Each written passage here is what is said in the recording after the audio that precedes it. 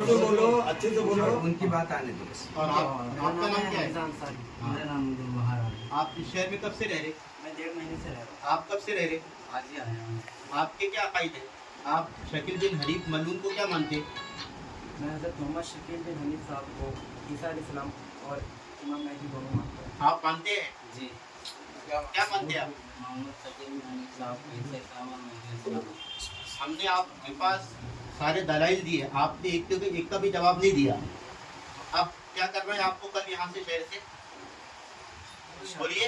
इंशाल्लाह आज या कल में हम इंशाल्लाह निकल जाएंगे।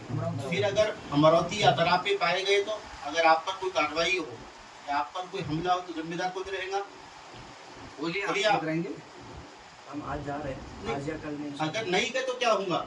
अगर आप इसके बाद जैसे दिखाई दी और आपके साथ अगर कोई हादसा पेश आता है तो उसके जिम्मेदार बोलिए आप लोग खुद रहेंगे। ठीक है, रहेंगे ऐसा बोलो। बोलिए बोलिए। ठीक है, हम खुद रहेंगे। अच्छा ठीक है।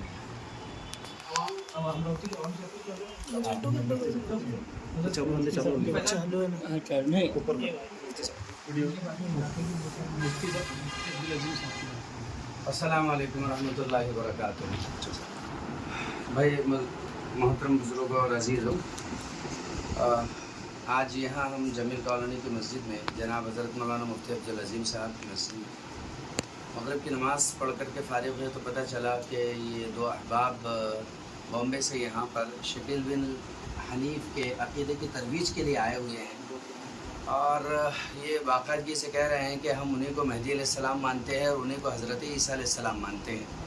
यहाँ पर माशाल्लाह मुफ्ती अब्दुल अज़ीम साहब भी है, जनाब मुफ्ती सुहेल साहब भी है और हमारे मौलाना मुबशिर साहब, मुफ्ती रिजवान साहब, मुफ्ती सलमान साहब, मौलाना मोहम्मद आतिर साहब और मौलाना मुजम्मिल साहब और दीगर हमारे उलमा इकराम मौजूद है। हम सब यहाँ पर इनके साथ बैठे थे, बहुत देर तक इनसे बात होती रही।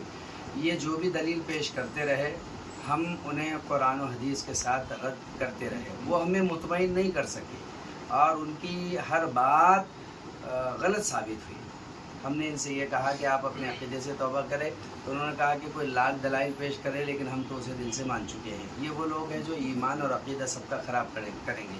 हमारी पूरी उम्मत से अपील और दरख्वास्त है कि इस तरह के अगर मशकूक लोग पाए जाते हैं शकील बिन हनीफ को लेकर के मसीह मऊद का दावा करते हुए या हज़रत मेहदी या ईसा का दावा करते हुए, वो ज़रूर अपने उलमा इकराम से रब्ता करे और इन लोगों को उजागर करे। इससे उम्मत में बहुत बड़े फितने का अंदेशा है और ईमान के ज़ाय होने का बड़ा ख़तरा है। अल्लाह हम सब की हिफाजत फरमाए। अस्सलाम वालेकुम रहमतुल्लाहि व बरकातहू। एक तो कत्ल हो गया है।